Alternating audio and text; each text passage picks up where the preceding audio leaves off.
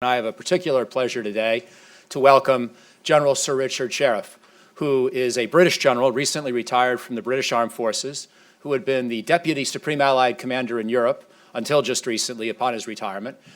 He was born in Kenya. He has lived the life of a British general all over the world. He has served 37 years in his country's armed forces and on assignments ranging from the Balkans to Ireland to Iraq, and of course, with the last 6 or 7 years of his career focused intensively on Europe, and specifically, as time went on, increasingly on the Russia challenge. And so, as I think you all know, he has written a book today, which we invite you, if you're inclined, to purchase. And in fact, with the holidays coming, you should purchase multiple copies, and he'll be kind enough to sign a few, if you wish, afterwards as well. And it's a book called War with Russia. And it's a book that, as you'll see and as you'll hear, is meant to dramatize the issues that face us today as an alliance, and in the case of our particular countries, the United States and the United Kingdom, but the entire NATO alliance and the entire free world, if you will, in dealing with the challenge that Russia now poses to European order. And I've read a large fraction of it and look forward to completing it. It is an extremely lively and enjoyable read. If this sort of a thing can be enjoyable, you can allow one part of your brain to just have fun with the story, the other part to realize there are some pretty powerful messages and warnings that are meant to be taken fully seriously. And so how we'll proceed today is, after I ask you in just a moment to join me in welcoming Sir Richard to Washington, he'll give you some opening remarks, summarizing as much of the book as he sees prudent as a guy who still wants you to buy the book and not know the whole plot before you've done so, but also, of course, to tee up some of the broader policy issues, which will then, to a large extent, be where we go in the conversation, that I'll begin with him up here and then invite you to join in on thereafter. So without further ado, please join me in welcoming Sir Richard to Brookings.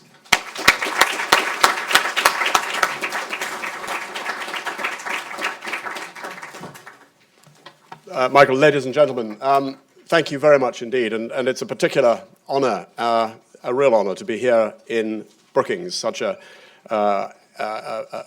impressive and a prestigious institution as it hits its 100th anniversary. It's also a pleasure to return to Washington.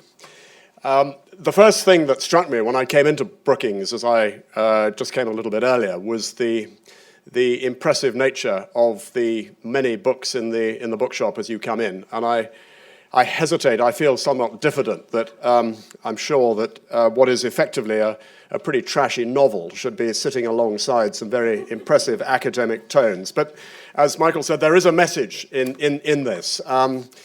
And I think it's particularly relevant at the moment as you approach the event that is transfixing certainly Europe in 3 weeks' time, and tonight's debate as well, raises a number of questions. And I guess I'll go straight in it, as it were, because since the formation of NATO in 1949, I don't think it would be overstating the case to say that the defense of Europe has depended on the total certainty that whichever president from whichever party is occupying the White House, there will be absolutely no question of the United States' readiness and willingness to come to the aid of a NATO member if attacked.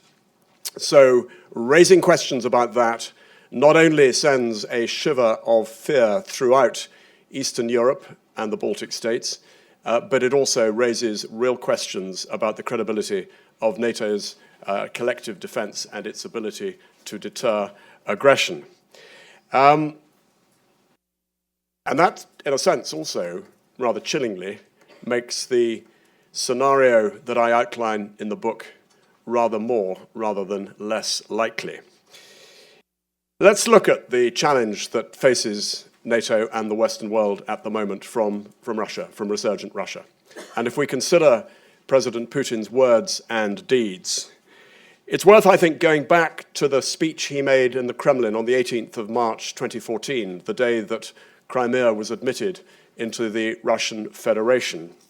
And he said a number of things, and I remember very well sitting in the Comprehensive Crisis Operations Management Center in Shape the morning after that speech, and General Skip Davis, a very impressive American two-star, gave us the transcript of the speech and briefed us, and he said, I think this just might be a paradigm-shifting speech, and I think he was absolutely right. Putin majored on the threat the West poses to Russia, and I quote, time and again we were deceived. Time and again the decisions were made behind our backs, and the same happened when they made their expansion to the east with the deployment of military structures on our borders. And he set this grievance in a historical context to make it resonate more. We have all the reasons to believe that the policy of containment of Russia that happened in the 18th, the 19th, and the 20th centuries is still going on. And he warns the West to expect pushback from Russia. If you press the spring, it will release at some point, something you should remember. As for Ukraine, we are not neighbors, we are one nation. Kiev is the mother of Russian cities, and what he described as the latest events in Ukraine were the product of terror, murders, pogroms conducted by anti-Semites, Russophobes, nationalists, and neo-Nazis. And his vision for the future, uniting Russian speakers under Russia is the desire of the people. 95%, he says, of the Russian population think that Russia should protect the interests of all Russians, even if it will worsen our relations with some states. And of course, he's predictably reassuring on Russia's good intentions for the future of Ukraine and what he calls other regions, by which we can infer, I think, that he means other countries with significant Russian-speaking minorities. Don't trust those who frighten you with Russia, those who say that Crimea will be followed by other regions. We do not want to split Ukraine. Well, 2 years on, and the situation is very different. The invasion of Crimea has been followed, predictably, of course, by the invasion of other regions. Ukraine is split, and thousands dead in the war in its eastern regions. And what is called the Minsk ceasefire, second Minsk ceasefire, has effectively been no ceasefire at all, with continued bombing, shelling, shooting on either side of the front line. That absolutely continues to this day. So effectively, by his actions, President Putin has ripped up the post-Cold War security settlement of Europe, a settlement based, perhaps in retrospect somewhat naively, on working with Russia as a strategic partner. Well, now any partnership with Russia, thoughts of partnership with Russia are long since gone, because Russia, in Ambassador Sandy Vershbar's words, is now de facto a strategic adversary. And the threat continues to rise. I reflect on the time I wrote this book in 2015, and somehow since then, the ratchet of tension and the threat just continues to click up relentlessly and remorselessly. We see unprecedented levels of military activity on the borders and in the airspace of the Baltic states, Finland and Sweden, and they've been matched by a rapid build-up there of Russian military forces. For example, in January alone, the Russians announced the formation of 3 motor rifle divisions right on the frontiers of the Baltic states. Now, a division, around about 15 to 20,000 personnel. So that is quite a significant military force. So meanwhile, the Russians continue to threaten their neighbors and dominate the near abroad, with their so-called snap exercises, a call-out of up to 30,000 military personnel, formations. A recent snap exercise used the occupation and invasion of the Baltic states as a scenario. And one of the other factors that always appears to accompany those snap exercises is the final phase of the so-called, rather chillingly called, nuclear de-escalation. In other words, we seize what we want to achieve, we seize our objective, and if our opposition comes back at us, we threaten them with tactical nuclear weapons. And of course, it's interesting that just recently, last week, we saw reports of the deployment of Iskander nuclear-capable weapons to Kaliningrad, that little enclave between Lithuania and Poland. But let's just go back to that speech for a moment and consider things perhaps from the Russian perspective. Does he have a point? Is there a point about containment, provocation, the expansion of NATO? Well, I declare myself absolutely 100% behind the expansion of NATO back in the 1990s and the bringing in of the Baltic states into NATO in 2004. They absolutely more than meet the requirement for NATO membership. Particularly in terms of the values of liberal democracy, individual liberty, and the rule of law, they more than meet the requirement. And frankly, having existed under the Soviet Empire and before that the Tsarist Empire, and only enjoyed nationhood for a brief period in the 1920s and 30s, I think it's great that the Baltic states are now firmly part of the NATO alliance. But having said that, I don't think it was clever for NATO to promise NATO membership to Ukraine and Georgia back in 2008 at the Bucharest summit, because a promise of NATO membership, for a start, the potential member country has to meet certain very strict NATO criteria for membership, but also NATO has that promise of collective defense, that promise, that unconditional guarantee of under Article 5 has got to be credible. And I don't think from a military perspective NATO could ever offer a credible guarantee of collective defense to Ukraine. And of course Georgia has a significant proportion of its territory currently occupied by Russians as well. So I would draw a line there.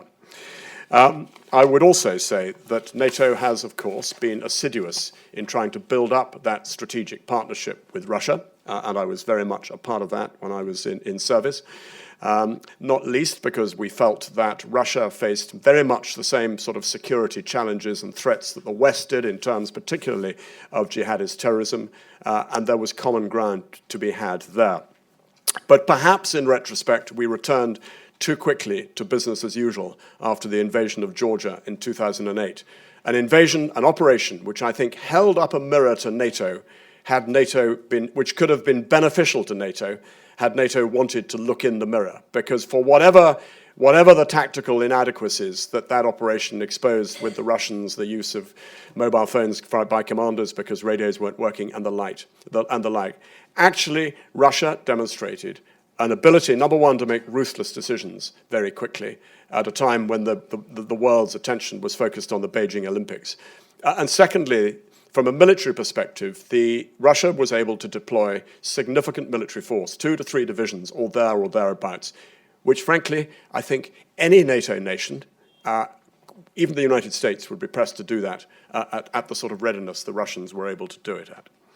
Well, what do we think that, and I think part of that, by collectively returning to business as usual after that, we sent a signal to Putin that the use of aggression in his near abroad was okay, and that we would turn a blind eye. What do we think he's wanting to achieve? Well, I think he is, and here, don't forget, is the man who described the breakup of the Soviet Union as the greatest geostrategic catastrophe of the 20th century. Now, that's quite a big thing to say when you consider 2 world wars and the Holocaust. So he's quite serious about this. But I don't think he's looking to re-establish the Soviet Union. I do think he wants to see Russia as a great power again. I do think he wants to see Russian domination of its immediate neighborhood, its near abroad, as much as anything, because that's what the defense of Russia is about, going back to the encirclement piece. But there is nevertheless a sort of rather almost a sort of 19th century imperialist view here that says that you achieve your security by trampling and dominating your neighbors. I think the point about reuniting Russian speakers under the banner of Mother Russia remains an enduring theme. Again, a sort of linguistic imperialism. Imagine if the United Kingdom decided that our right was to protect English speakers across the world. I leave that with you. I think he would like nothing more than to see the destruction of NATO or the neutering of NATO as an alliance. And I think he would like nothing more than to see America decoupled from European security. So the reality, I think, is that Putin has put Russia, or has started a dynamic which could put Russia on a collision course with NATO over the Baltic states, all of which are NATO members, and of course all of which are subject to the Article 5 guarantee of collective defense. Now, if he did, and I say if advisedly here, if he had a go at the Baltic states because he thought that the opportunity was right to achieve a strategic objective in terms of the destruction of NATO, for example, that means war, because every NATO member is bound to fight for them, and it means nuclear war on the basis that Russia incorporates or brings nuclear thinking into every aspect of their defense or military doctrine. Now, from a rational point of view, it's one heck of a stretch from invasion of Crimea, invasion of Ukraine, to invasion of the Baltic states and a potential nuclear war. And from a rational point of view, it would be almost impossible to conceive of the circumstances where any rational decision maker would risk nuclear conflagration for that. But I think in my response to that would be that all too often in history, history has demonstrated that strategy is more and more, above all, about the human dimension, and humans are not necessarily rational. And indeed, certainly, we need to be prepared for the worst case. So this is all about thinking the worst case and ensuring that the risks of the worst case are as managed, as mitigated, as reduced as possible. Because the reality is that nearly a quarter of a century after the collapse of the Soviet Union, I think the West faces a greater threat of war in Western Europe than at any stage since even perhaps the darkest days of the Cold War, the invasion of Czechoslovakia possibly. And listen to Dmitry Kiselyov. Now, I know he is the Kremlin's chief propagandist, and this may well be as much about domestic consumption as about the international audience. But he's the man who boasted on TV that only Russia has the capability to reduce America to radioactive dust, and that even a decision about the use of nuclear weapons would be taken personally by Mr. Putin, who has the undoubted support of the Russian people. Is this a return to the Cold War? I think it's more dangerous than that. I think the Cold War, for all the balance of weaponry and military personnel on either side of the Iron Curtain, there was a degree of balance and a degree of stability, and above all, there were means of communication for reducing misunderstandings. We don't have those means of communication now. Perhaps we should look at the way communication was done in the Cold War to reduce the risk of things boiling over. And particularly, I look at Western Europe and I see weak, politically weak, militarily weak, not necessarily economically weak, Western democracies facing an autocrat who has changed the boundaries of Europe by force, got away with it, and who has spent significant and continues to spend significant amounts of money on building up his armed forces. Well, coming closer to here where we are now today, these events, of course, matter on this side of the Atlantic. What happens in these faraway countries of which we know little, to paraphrase Mr. Chamberlain's unfortunate comment from 1938 and the Czechoslovak crisis, really matter. Because, of course, for number one, if Russia puts one soldier across the borders of the Baltic states, that means America is at war. And, of course, as I said earlier, potentially nuclear war as well. Arguably, Russia thinks of itself at war with America already. The act, in the 21st century, the hacking of Democratic Party emails in order to destabilize, undermine the integrity of an election in a potentially a target state, that could be construed, I think, as an act of 21st century warfare. And certainly it's of a piece with the Russian approach to asymmetric hybrid war that we saw deployed so effectively in Crimea 2 years ago. The undermining of the integrity of your target below the level at which, in a NATO context, could trigger an Article 5 response through the use of special forces, the manipulation of minorities, the use of clever, sophisticated, entertaining Kremlin TV, and, of course, the use of cyber. And perhaps the WikiLeaks continued WikiLeaks saga of leaking of Mrs. Clinton's emails is all part of that piece as well. Certainly, in the words of Dmitry Trenin, who heads up the Carnegie Moscow Center, a respected think tank, and a man with very close contacts with the regime, the Kremlin has been at war since 2014. Well, what to do about it? The clock may be ticking close to midnight, but I would argue that it's not too late. The maintenance of the transatlantic peace we have enjoyed for 70 years depends on effective deterrence and in instilling a genuine belief by the Russians that we will defend ourselves. as I said earlier, the bar of risk must be raised so high, or high enough at least, so that Russian thinkers, planners in Moscow decision makers decide it's just not worth going that far. So in defense terms, NATO needs, number one, to think through what is collective defense? What does Article 5 actually mean in the 21st century? For somebody of my generation, a young officer at the end of the Cold War, there's a tendency to think of Article 5 in terms of, through Cold War spectacles. Massed arrays of Soviet tank divisions on the other side of the inner German border, Third Shock Army based around Magdeburg, ready to pour across near Braunschweig or through the Fulda Gap. Well, it's not like that now. How do we react to the sort of asymmetric approach that we've seen the Russians deploy, frankly, pretty effectively? Well, I think this requires thinking, it requires training, it requires scenario testing, it requires the North Atlantic Council to really discuss against different scenarios how they might react, and I would also suggest it needs our political leadership to think how they might react. I remember as a young officer in the Ministry of Defense during the Cold War, many of you might remember the Wintex series of exercises that took place on an annual basis or biennial basis, when NATO did practice precisely these things, how it would react during the Cold War. And I can remember on one of these exercises, Mrs. Thatcher decided she would take part. Her officials did not particularly like the fact that she was taking part, but on the other hand, she said, I might have to make some tough decisions, so I'm going to take part. So it's thinking and developing muscle memory. It's about a presence forward in the Baltic states that is militarily credible. Yes, the NATO alliance agreed at the Warsaw Summit in July to pre-position 4 battalions. I note it's now towards the end of October, and we've yet to see anybody on the ground in the Baltic states.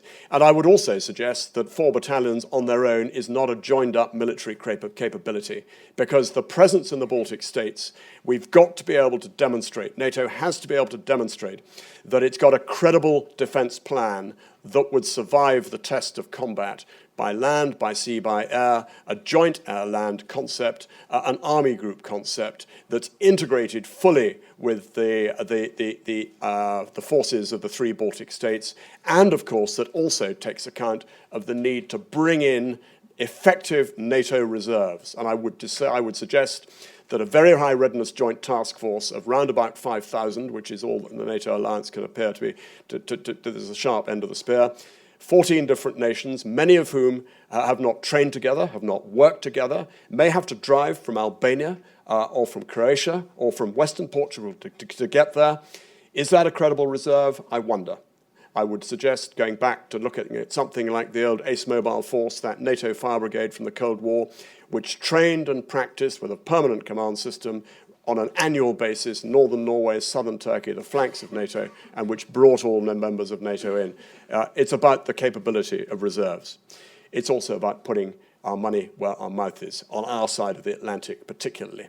I think it was a pretty limp excuse or limp comment by the NATO summit in 2014, the Wales summit, that we will promise to try and raise our defense spending to 2% of GDP within 10 years. That isn't going to fool anybody, frankly. If we are to rebuild the lost capabilities that are required for high-end warfighting that have been lost by the alliance, we're talking in the margin much, much more than just 2%. And let's not forget, there are only 4 nations anyway in the alliance which spends more than 2% of GDP. One, of course, is yours. So there's a lot more. And if you just look, and part of that, of course, is the increasing dependence by the alliance on America to pick up the bills. If you look back 25 years and split NATO defense spending 50-50, it was pretty much a 50-50 split between the US and Europe and Canada. Now it's more like a 75% US, 25% US and Canada, which is not good enough. How do we change that? I think the only way that's going to be changed is if the European populations are sufficiently frightened by the threat and recognize the nature of the threat. And I have to say, I do not see any sign of that happening at all. So in a word, it's all about sending that message, the strongest possible message, that thus far perhaps, but absolutely no further, and we will protect NATO territory. So don't even think about it. And I think that to those who say, isn't this being provocative, I would reply by saying, Russia respects strength. Of course, it was Stalin who, when told of the power of the Catholic Church, said, how many divisions has the Pope? And I think that thinking continues. Russia respects strength and despises weakness and will continue to probe weakness. So the message must have substance. It means diplomacy, backed up by sanctions, of course. But it also, I think, means we've got to find a means of dialogue. Russia is a great nation, and we want to and need to be able to live with Russia on peaceful terms, without the sort of shadow that is hanging over the relationship at the moment. Because the last thing we want to do is to stumble into something as catastrophic as a war. The challenge is to open up those lines of communication, I would say, and the challenge, I think, is to find some means of negotiating and understanding. It must start, of course, with an absolute red line about NATO territory, NATO airspace, hence the importance of deterrence and strong deterrence. But perhaps other things might need to be in the mix in order to find a way of living alongside Russia. If I can just come back to the book and just finish it, it's written as a wake-up call. It's written to get people thinking. It's written not for an audience for whom defence and defence policy is their bread and butter. It's aimed very much at the general reader to get these things out in what is hopefully a reasonably approachable way. It's about the Baltic states, yes, first and foremost, and you'll see from the dedication that it is that, because I think what they have achieved in their last 20 years has been most impressive, and we need to look after them. It's about the danger of the dynamic that Putin has started with his invasion of the Crimea. It's about the imperative of effective deterrence, the reality as well that the NATO emperor is wearing some frankly pretty skimpy clothes, and the triumph of spin over substance in that respect. From a UK perspective, and I'm afraid unashamedly, I have a go at the UK government for the evisceration of UK defence, and I say that having essentially, as a NATO officer, I was not a British officer, I was a NATO officer, so I saw ourselves as others saw us. And so it's in a sense, it's trying to hold the mirror up again to Whitehall. But finally, and I think most important, it is about the critical importance of American leadership of NATO. Thank you very much for listening to me.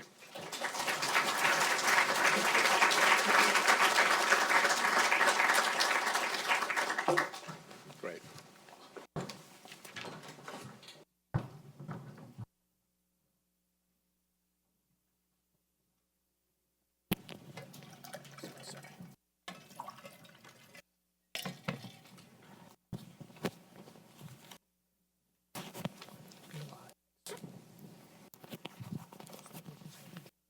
Yeah, sure.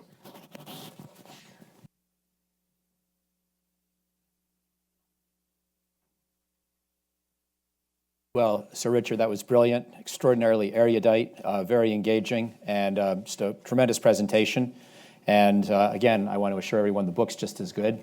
I also would like to make a plea that you not give up on that idea of reunifying the English-speaking peoples under British rule prior to our own election day, because depending on the outcome, I may be rooting for that. But that's my own editorial comment. I wanted just a few questions, and then, as you can see, you've got quite a turnout you generated, and we'll want to bring in the audience. But I was struck by your discussion of comparing today to the Cold War.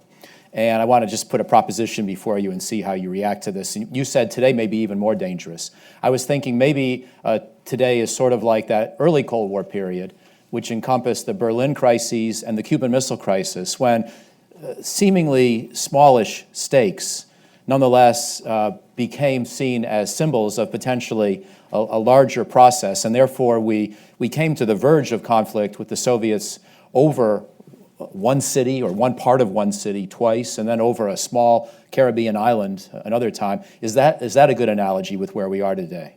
I think it is. Yes, because it was through those experiences that the Cold War, in a sense, became almost institutionalized, and the means of communication were established.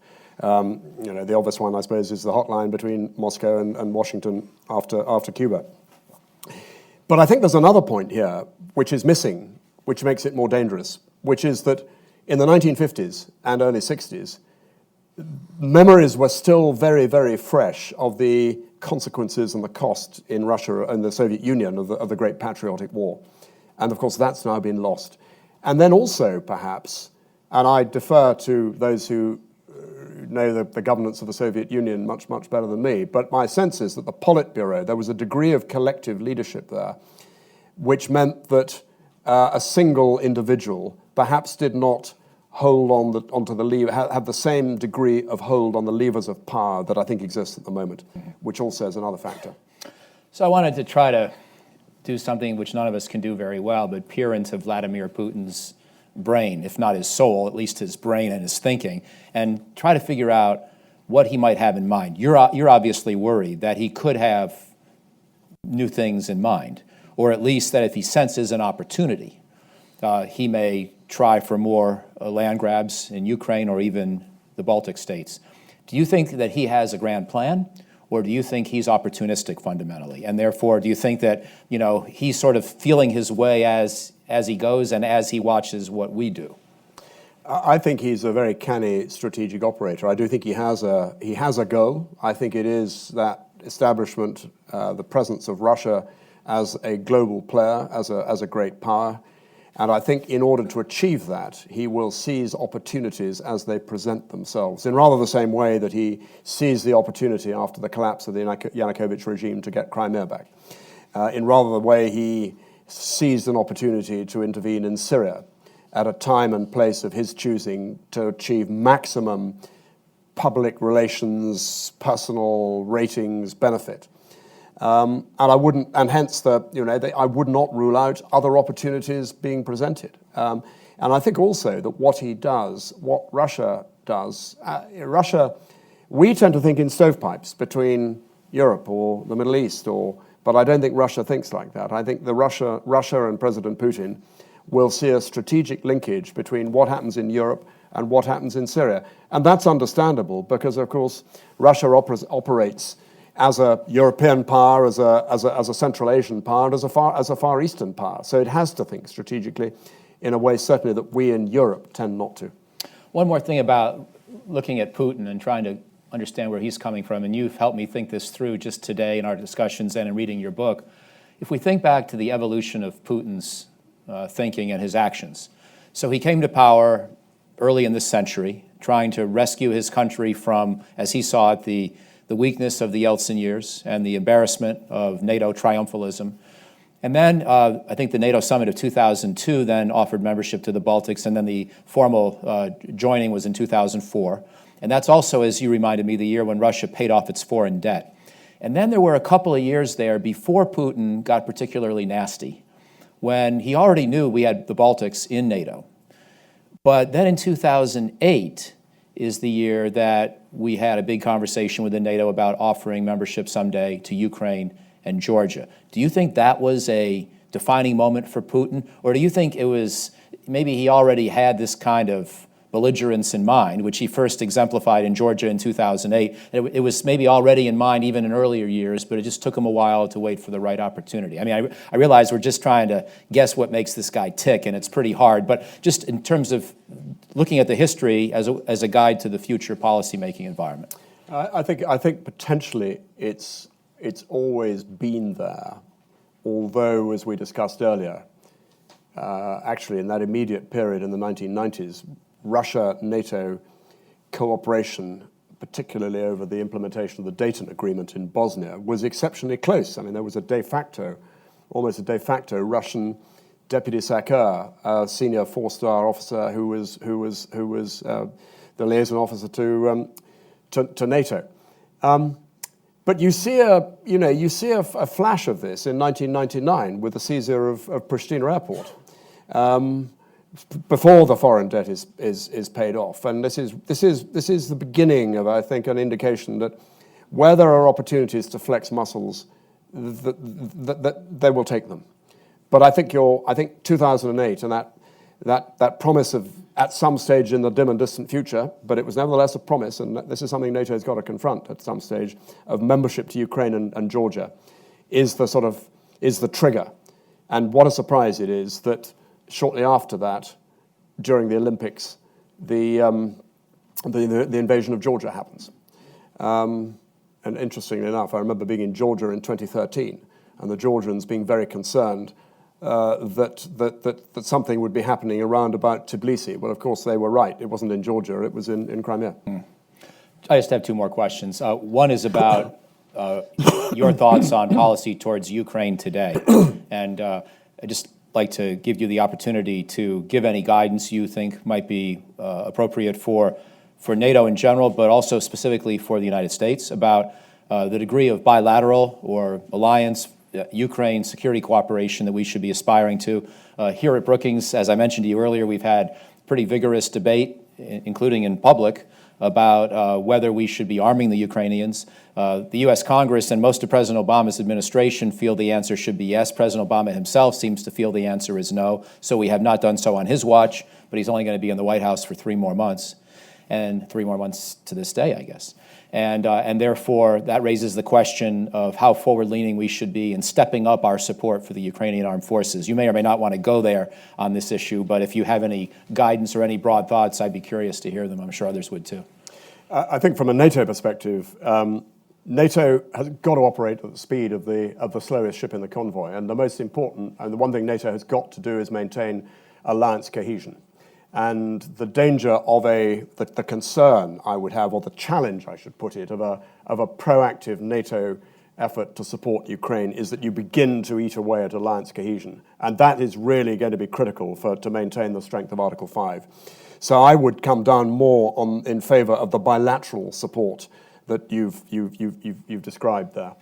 As far as the provision of lethal support, I think it's a really tough one, this, and I can see how the argument can sway both ways.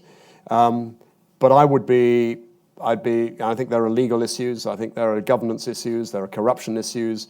These all need to be addressed. And I think, but as a general principle, what the West should be trying to do with Ukraine is to demonstrate the benefits of that there are benefits in looking to the West in terms of financial support with governance, support with anti-corruption, support with civic society, and I think that's about as far as I would go at the moment. And I should have said, I guess 3 months from today is President Obama's last full day in office, it being October 19th, but we certainly are near the transition. My last question, and you started to get at this general subject in your last response. When we try to understand the relative importance of economic deterrence and military deterrence, I think I hear you saying, let's do both. Let's not just assume that economic deterrence alone will be enough to convince Putin to behave, that you want to have a military deterrent as well. But in your mind, do you have sort of a pecking order or hierarchy of which of these is more important? In other words, if Putin were to try to invade more of Ukraine or a swath of the Baltics where Russian speakers reside today, one option would be the best option would be to deter him in the first place with a forward defense. Another option would be to militarily push him back with all the risks associated with that and the difficulties. And a third option would be to essentially establish a new line in the sand, say you shall go no further, and we'll now slap on economic sanctions, Cold War style, until you learn that this is a crazy thing to do. Obviously, that last option isn't very good because then Russia's sitting on part of Baltic territory for an indefinite period of time. But I still have this question in my mind, and I'm sure you thought about it. To what extent does the possibility of tougher sanctions on Russia dissuade Putin already? And to what extent is the military deterrent therefore sort of a supplement as opposed to the lead instrument of Western policy? I think that, well, the red line is absolutely, for me anyway, it's NATO. It's NATO territory, NATO airspace, and NATO sea space. So there can be no equivocation over that. The business of the balance of military, economic, and other forms of diplomacy must be looked at in the round, of course.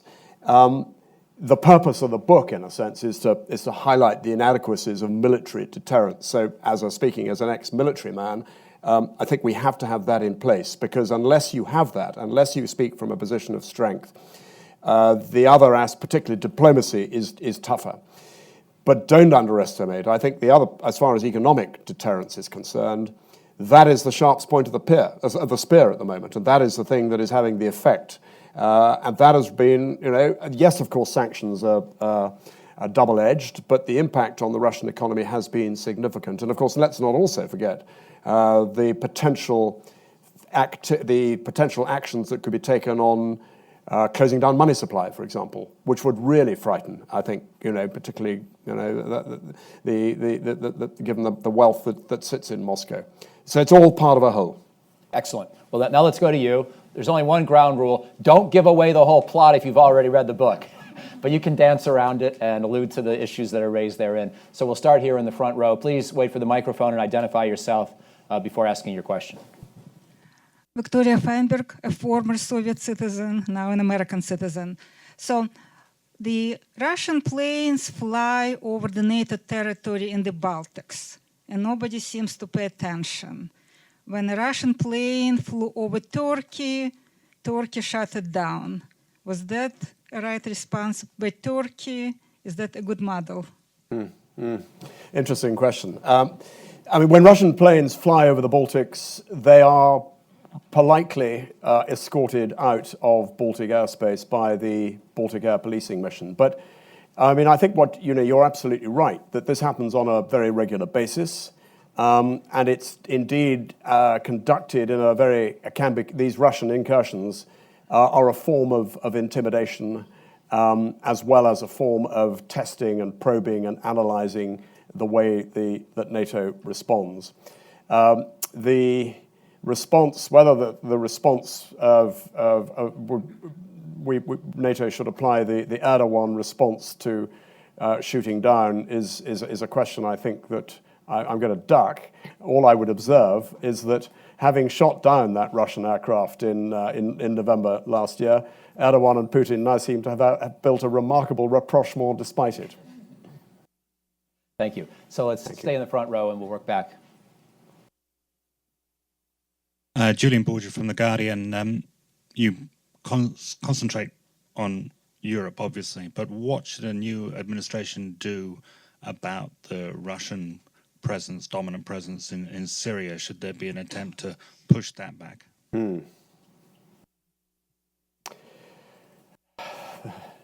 That's a really tough question for policymakers and diplomats. But just going back a bit, pre-2014, I think it was an absolute given, and again, just from discussions in Moscow, there was recognition that the only way the international community was going to be able to come to any sensible approach over Syria was if Russia was part of the equation. I think the reality is that we're now too far for that because of what's been happening over the bombing of Aleppo, the humanitarian, the impact of that, and the words that have been exchanged between senior politicians, accusations of war crimes and the like. Really difficult to answer that, but all I would say is that I think we have to find ways of talking to Russia in order to, as I said earlier, build a working relationship and live alongside them. To do that in Syria over Syria is a really difficult challenge. I think the loose talk, for example, of no-fly zones, potentially, if we go down that route, we have to go down that route eyes wide open, with the understanding that imposing a no-fly zone over Syria is an act of war. It is a military operation and could well involve a coalition shooting down Russian aircraft, which puts us into a different place altogether. But I think you ask a really difficult question, and I'm afraid I couldn't begin to answer it as comprehensive as you'd like me to. So we'll go here in the second row.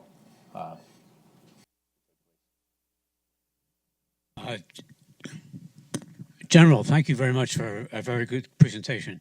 I'm Elliot Hurwitz, and I was a graduate student and studied in economics and studied a lot about the Soviet economy. The Soviet economy is in terrible condition, especially with oil prices being low and with the Russian population being in difficulty and tuberculosis and other things going on. How do you think that affects what we've talked about? I think this is obviously a very important point because, as you say, the Russian economy is in a really difficult place, and dependent on oil prices at whatever it is, $100 a barrel, the budget preset on that, and they're getting nothing like that, and they're not likely to in the near future. Two things. I think long term, it means that the sort of levels of defense spending are probably unsustainable. And that, I think, creates immediate short-term dangers, because President Putin will know that it's not sustainable long-term. He'll know that the pressure on the Russian population is going to increase. Teachers are not being paid their salaries on a regular basis, and that is all going to impact on his popularity ratings, although he will, of course, count on the fact that the Russians are famous and take pride in really being able to take pressure, and they're inured to hardship over history.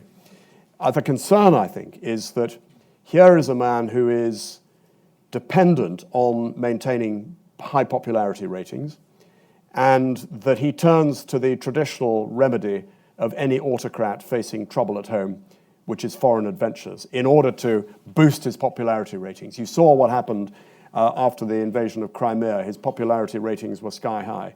The same over the intervention into Syria. So I think it raises real short-term dangers. We are in the front row, and then we'll work back. Hello, my name is Abigail Anier. I'm a student at Johns Hopkins University, and I actually had a little bit of a different type of question, kind of going along with living alongside of Russia, as you mentioned a few times.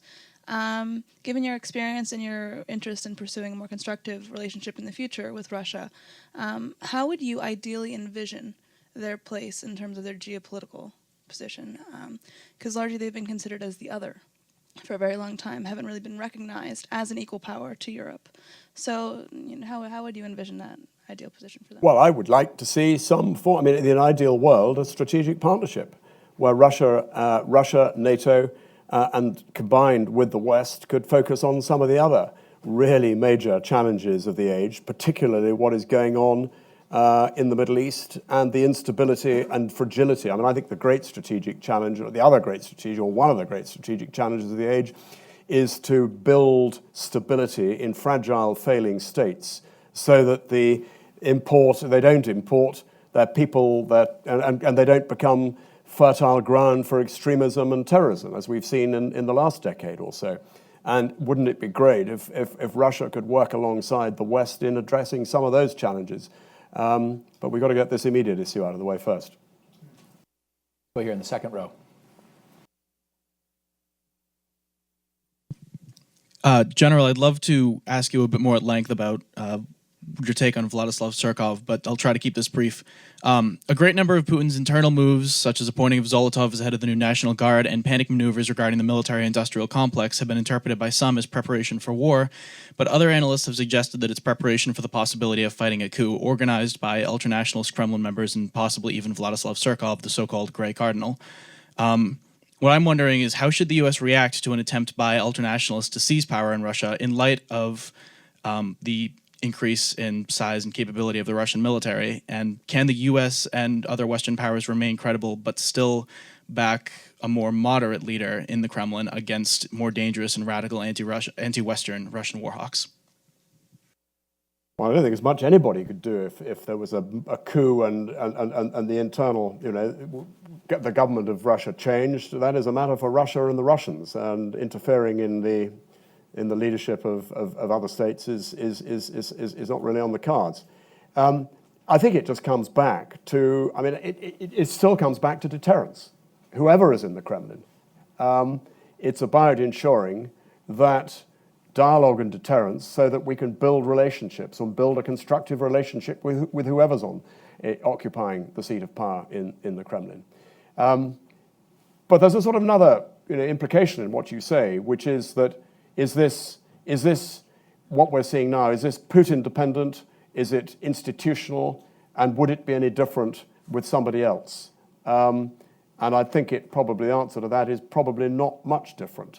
I was mentioning earlier, talking to Latvian friends and colleagues at a time, you may remember last year, when Mr. Putin went very quiet, and there was all sorts of Kremlin watchers asking questions about what had happened to him. and the Latvian view certainly, was that we should take no comfort because whoever might replace Mr. Putin could be even more of a hardline nationalist. Here, the gentleman in the same row, and then after him, the woman to his left. Thank you. I'm Dave Rabinowitz, and I was wondering if there's any credible scenario for a war with Russia that does not involve nuclear weapons. I don't think there is, because of the extent to which Russia integrates nuclear weapons into every aspect of military thinking. And I think so. I mean, I work on the basis of worst case, which you find most soldiers will tend to think on the basis of worst case and hope for something perhaps not quite as bad.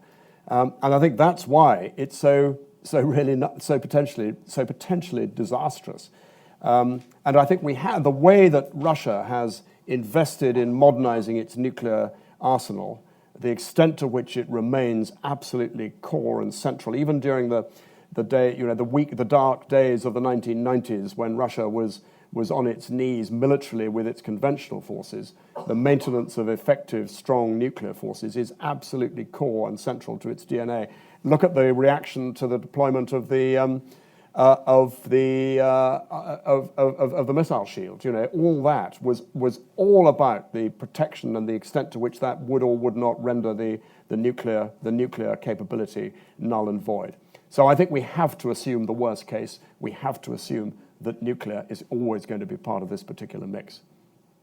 Yes, ma'am. My name is Doris Mariani, and I'm actually from Estonia originally. My question to you is, Lieutenant General Ben Hodges, who is the commander of U.S. Army in Europe, said not long ago that it would take Russia about 36 hours to capture the 3 Baltic capitals, and that NATO wouldn't get there in time. And the people in Estonia certainly share that fear. And while they are rational people and they hope Putin wouldn't invade, what if? And my question is, what more can NATO do given the resource constraints? You were talking about reserves, but is there a way for NATO to help improve the air capability, especially of those countries? And number 2, should these countries rely solely on NATO and they don't have any money and they maybe have a couple of planes and that's about it? Should they somehow try to build their defense capability and defense industry? Well, I share that fear. And I'm in and out of Estonia very regularly and completely understand that. And I think Ben is right. And he's not alone in saying that the RAND Corporation came to similar conclusions, and indeed the chairman of the military committee came to similar conclusions, and you'll see in the book, so do I. What more can be done? Well, number 1, absolutely, NATO is the core of the defense of the Baltic states, the foundation of the Baltic states' defense, as it is for every other NATO member. But NATO can do a great deal more. And here I think we should look back again at the way defense would have been conducted in Western Europe, in West Germany, for example, in the later stages of the Cold War, and the very sophisticated army group, land-air concept of battle that was put together, integrated with the in-place forces, the deployment of significant U.S. reserves, 3rd U.S. Corps from Fort Hood, Texas, etc., the regular practicing of that reinforcement through the Reforger exercises, and the sense that sent, or the message that sent, of capability that was credible, and that raised the ante and made the bar high enough, the risk bar high enough. So, an effective forward presence. And I would say, as I mentioned earlier, a proper combined arms, multinational combined arms brigade, not 4 single battalions, because 4 single battalions, as any military individual man will know, they can just be bitten off piecemeal. An integrated defense plan by land, sea, and air that integrates the forces of Estonia, Latvia, and Lithuania, brings in and integrates with NATO, the in-place NATO forces, the right command and control setup, the right logistics setup, and the ability to bring in and flow in very quickly reserves. Now, all that, it starts at the top with agile decision-making by the North Atlantic Council, delegation of adequate responsibility direct to SACEUR. I note, for example, that during the Cold War, SACEUR could call out the Ace Mobile Force. He didn't depend on the North Atlantic Council, endless deliberations around the table by 28 different NATO ambassadors. He could just do it.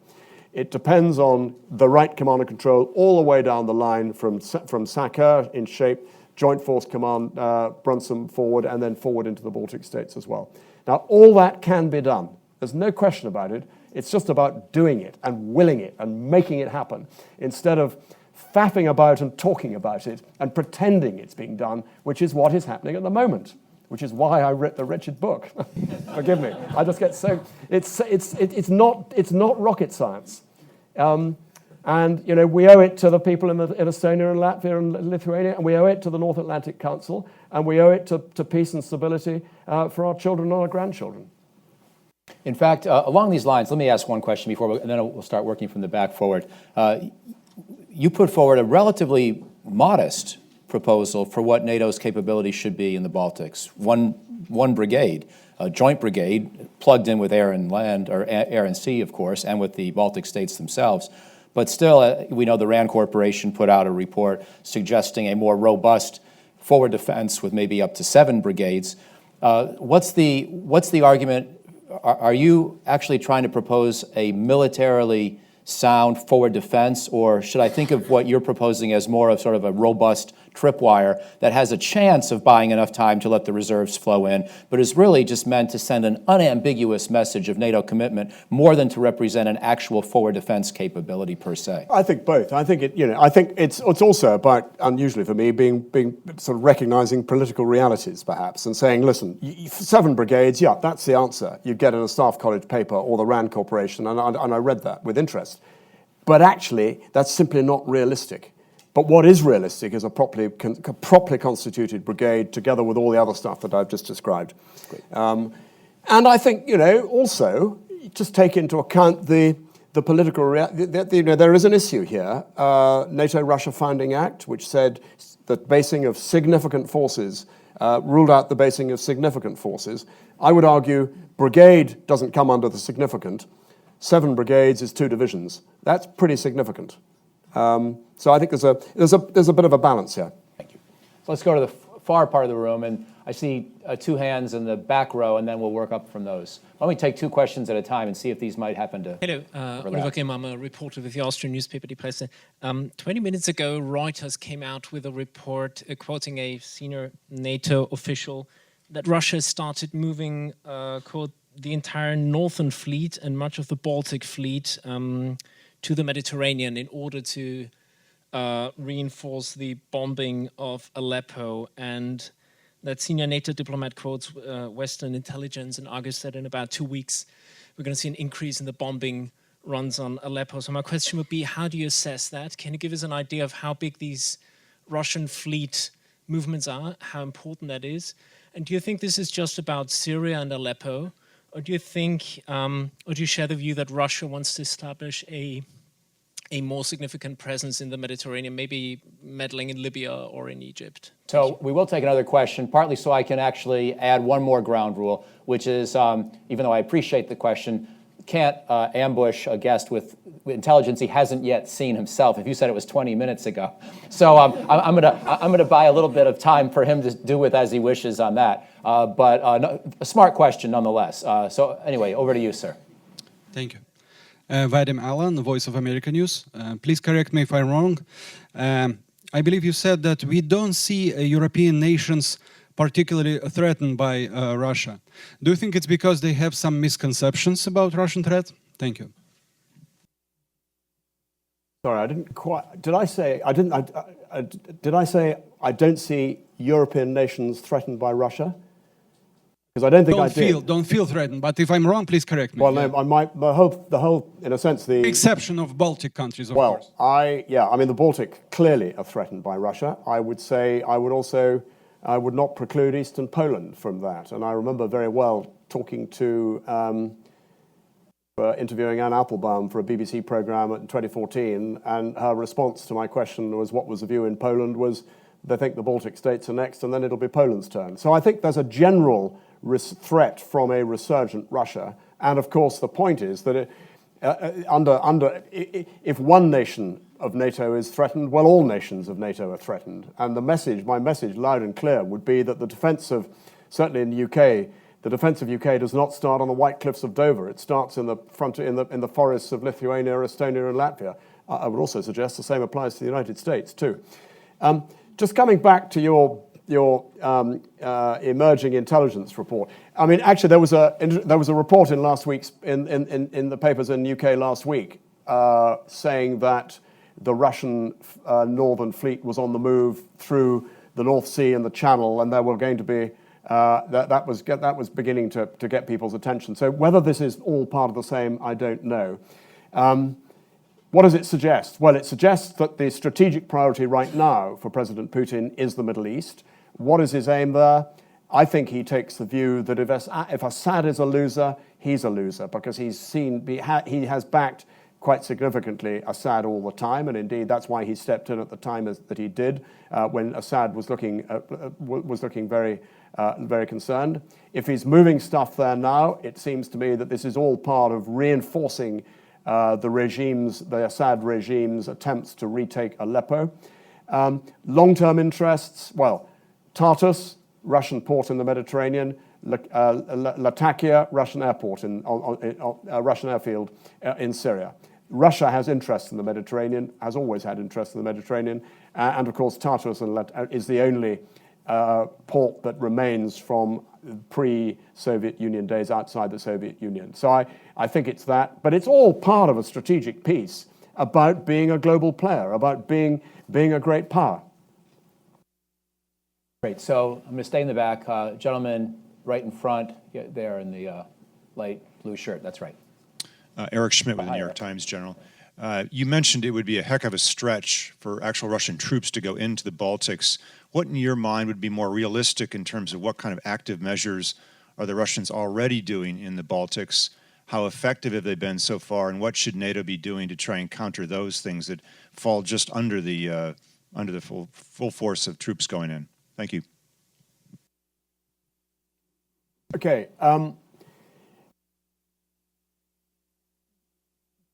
My Latvian friends tell me, and I dare say it may be the same in Estonia and Lithuania as well, that the sort of asymmetric, well, I mean, Estonia was subjected to knows all about cyber attacks from Russia. So this is all part of, it's happening now.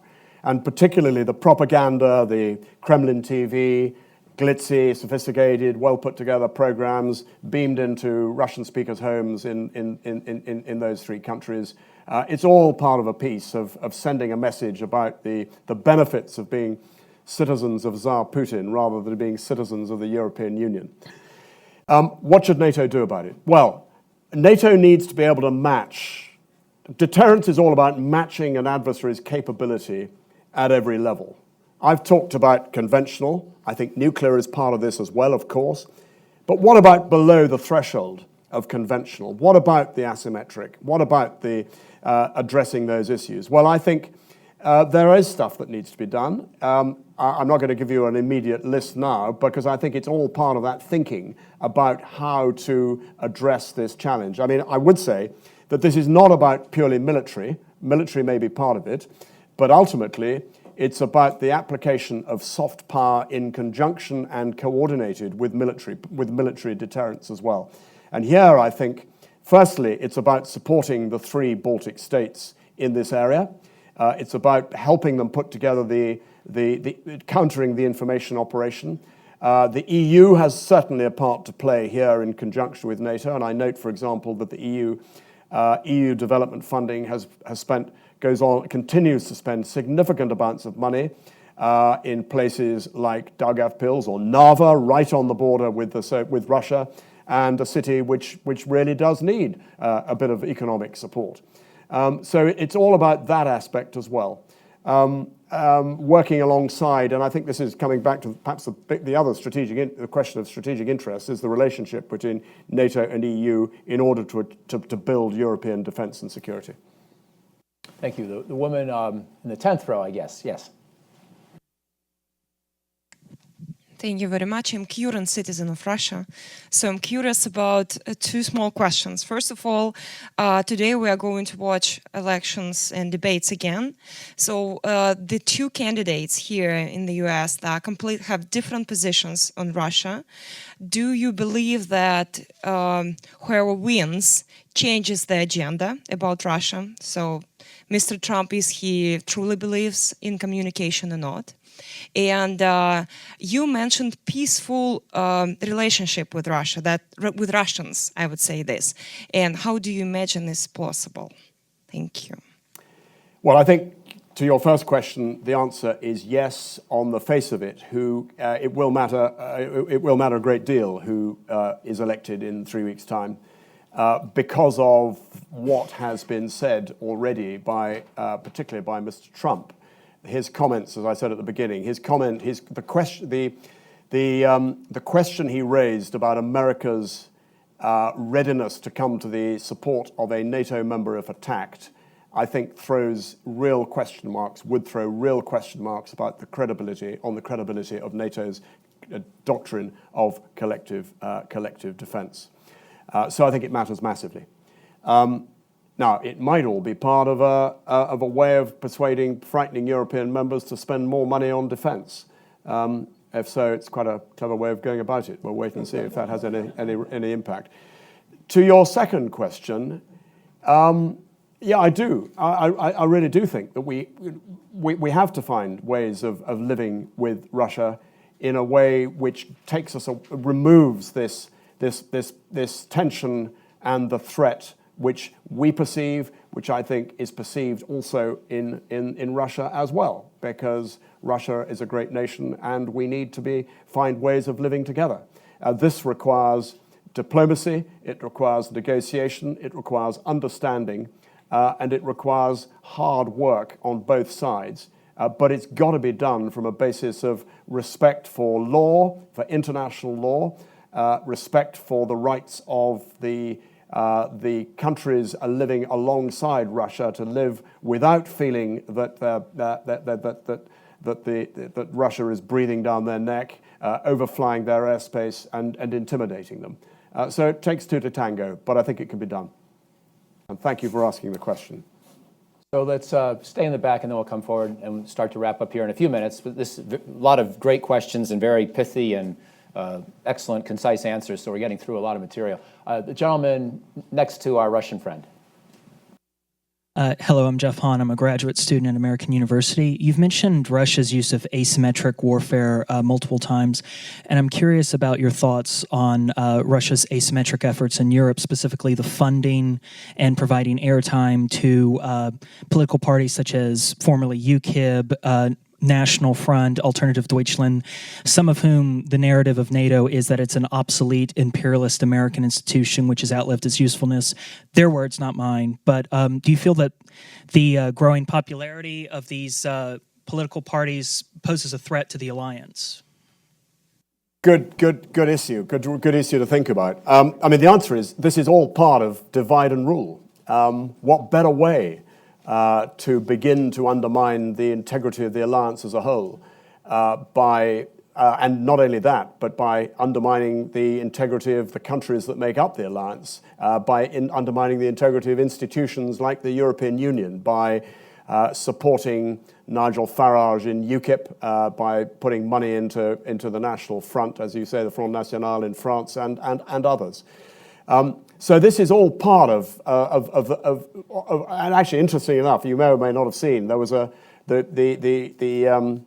report recently in the UK that Russia had got involved in trying to discredit the referendum process in Scotland in 2014, because of course it would suit Russia hugely if the UK was to break up. They'd have been absolutely delighted.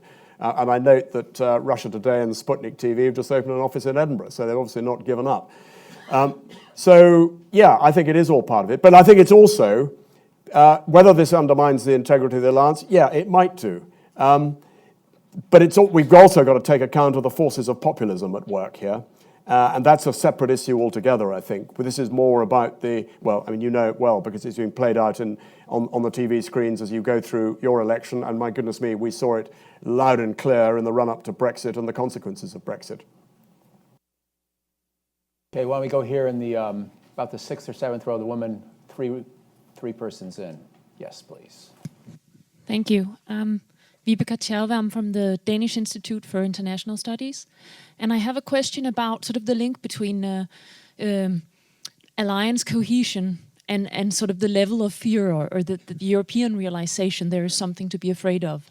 Because I agree with you that a certain level of fear here is important to rebuild alliance cohesion. But I wonder if NATO and the European and countries as well as the US has been good enough in explaining to their populations exactly what it is we need to fear. If alliance cohesion built only on fear of Russia and not on an element of fear of ourselves, of unbound state power or state sovereignty, isn't something that we need to re-explain to ourselves. We had the comparison to the Cold War period before and talked about how that was perhaps a more stable and less dangerous period.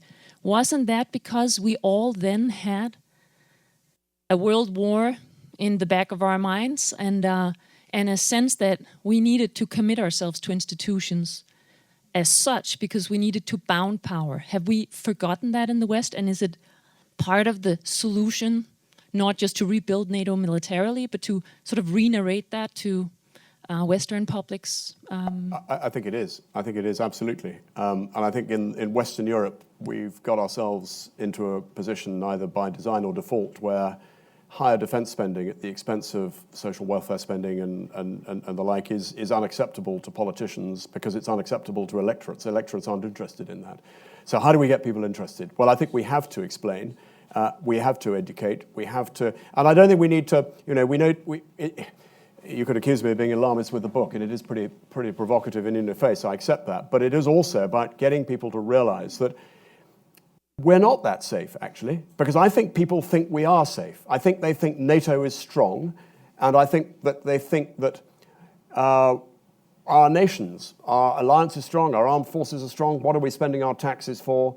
But they're also an assumption that somehow war is something to which we send our professional soldiers a long way away. That's what they join for. They go to Iraq, they go to Afghanistan, that's what they join for. War is something that isn't going to impact on us in the West because we've enjoyed peace for 70 years and we'll go on enjoying peace. So therefore it is important, I think, a salutary reminder that peace is not necessarily the default setting in international affairs over, if you look at the sweep of history, that all too often warfare has been, and that we need to be prepared to pay the price in order to protect peace. And that requires strategic thinking from our leadership.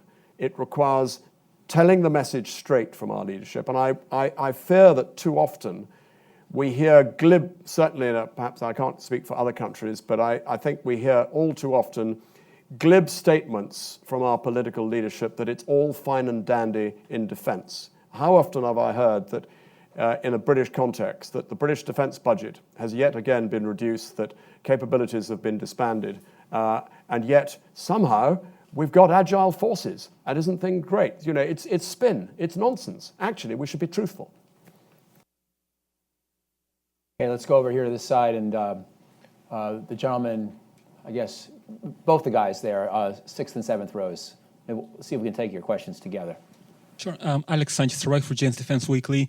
Last week, Defense Minister Shoigu declared that talks were underway and that Russia was planning to open bases in Venezuela, in Cuba, I think Nicaragua too, and Vietnam. Granted, these statements are made annually almost, but what do you think about that statement? As part of Russia trying to become a global power once again, or remain as a global power, is Russia trying to open up bases in passes near abroad and past the Middle East and the Mediterranean to go to Asia, Latin America, the Caribbean, Africa? Thank you. You want to let's go ahead and take yours, then we'll.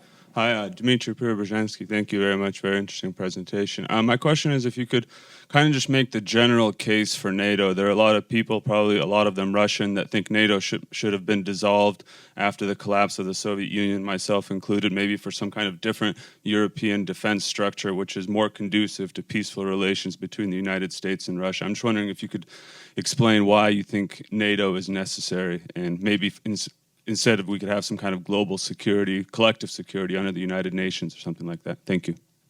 Okay, the first one. I mean, it's fascinating. This is almost a rerun, isn't it? It's just like Cold War days of reestablishing places, outreach, presences in places like Cuba, Venezuela, and around the world. So this is all part of the great power thing. This is all about global influence, and it's also about destabilizing and tweaking tails, perhaps in. I think this may be a time to reinvoke the Monroe Doctrine about getting the old world out of the new world's premises. To the second question, NATO remains the most successful alliance the world has seen because pooling the resources and building an alliance of 28 nations makes all the nations, even the richest and most strongest of those nations, politically and militarily more secure. NATO, I think, has many weaknesses. Of course it has, and I've highlighted a number of them in the book. But at its core, NATO remains a successful alliance because it's an alliance based on principles of individual liberty, democracy, the rule of law. It is able to deploy, it has a command, it's built up a culture, a command structure over the years that works, a military doctrine that works, and indeed most NATO nations now use NATO doctrine as their own.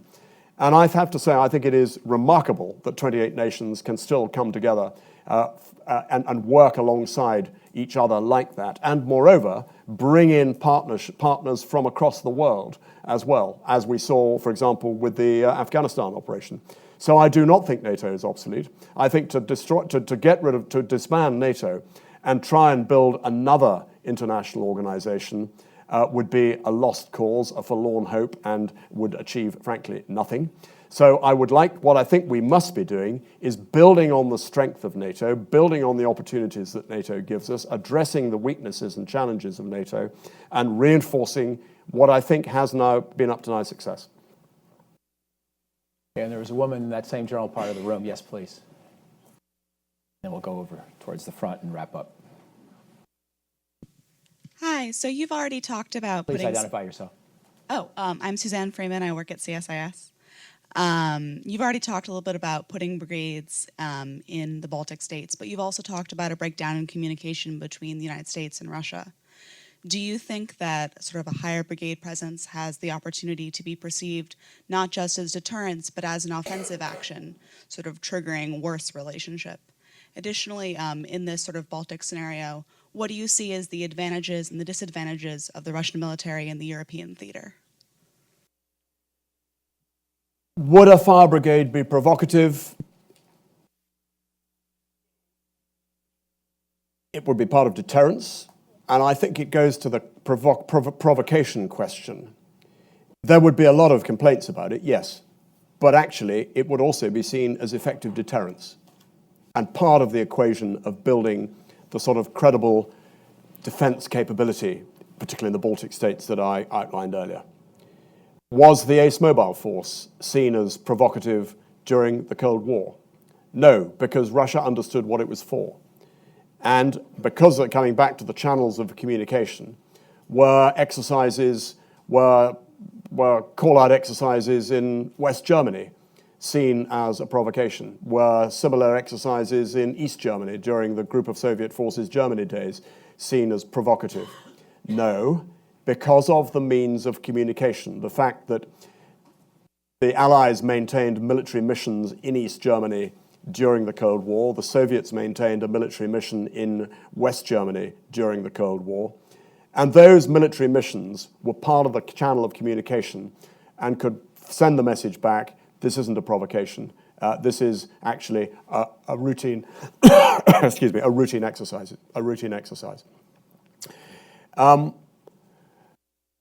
I didn't quite get your last question about Russia in Europe. Can you just repeat that? Sure. I guess what I was asking is, in the European theater, what do you see as the advantages and the disadvantages sort of the Russian military? And additionally, with my previous question, I was specifically trying to get at the fact that today, those lines of communications are much more closed than they were during the Soviet period, which presents a problem. Yeah, well, exactly. That's the point. In fact, I'd say not closed. They don't exist. And it's, they are closed and they don't exist. I mean, for example, on the military line,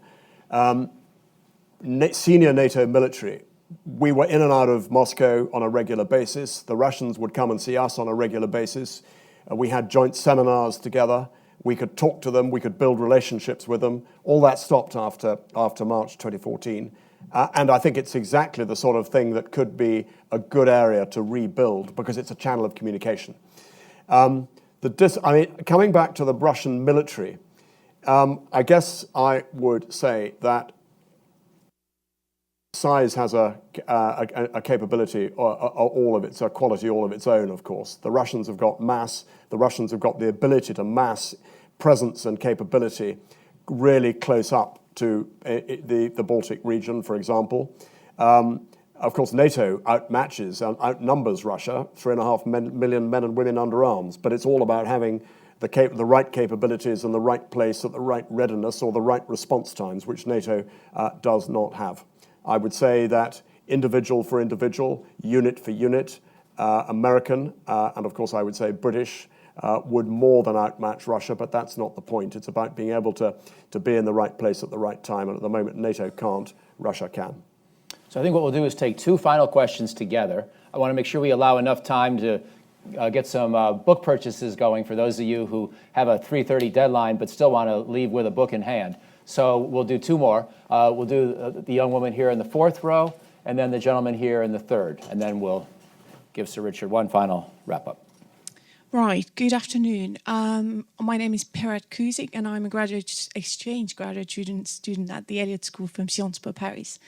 And I'm kind of interested, what do you think is the role of European Union in the current state of European security? Thank you. And then here. Thank you very much. Bill Gleason, Director of Ukrainian Studies at the Foreign Service Department. Let me get back to Ukraine for just a moment. Give us your assessment of the quality and the nature of the Ukrainian military now and how prepared they might be to fight in the event of another Russian push. Okay. The EU is really important for European security.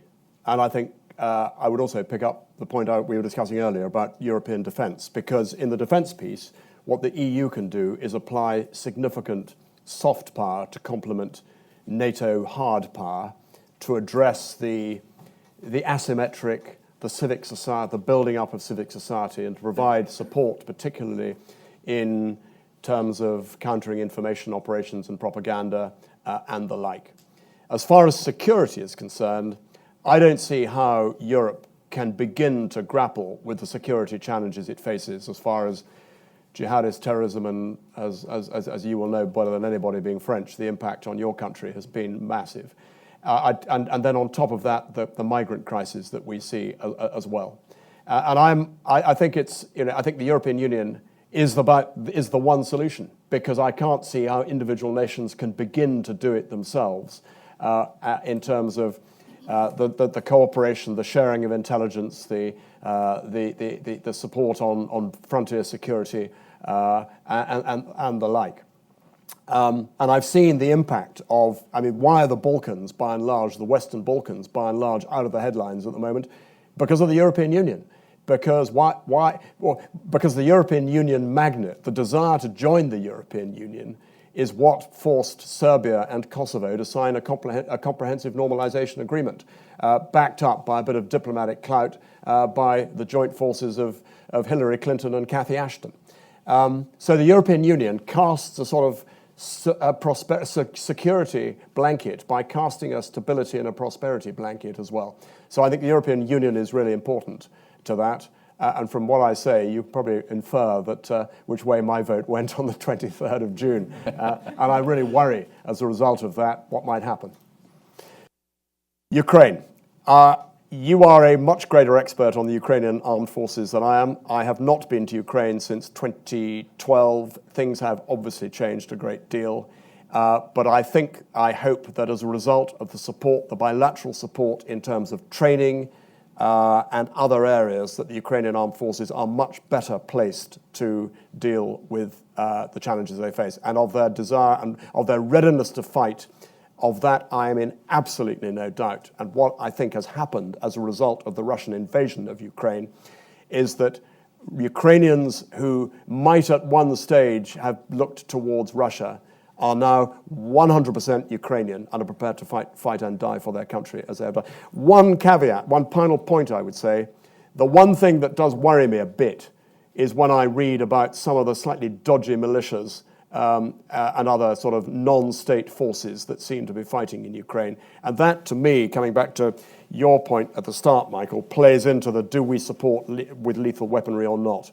I think you've got to be very careful about supporting organizations which might be non-state. And then you're playing into the language about, what did I say, Russophobes, neo-Nazis, nationalists, and anti-Semites. That absolutely plays into the Russian propaganda piece about NATO being NATO being the foreign legion that is supporting Ukraine. Well, I think we can see from all the attendance and the questions and the enthusiasm that even if we have our regrets about, or you may have your regrets, and I do too, about Britain leaving the EU, the special relationship is alive and well, as is the commitment to NATO, and we really want to thank you for your service and for the book. So thank you very much.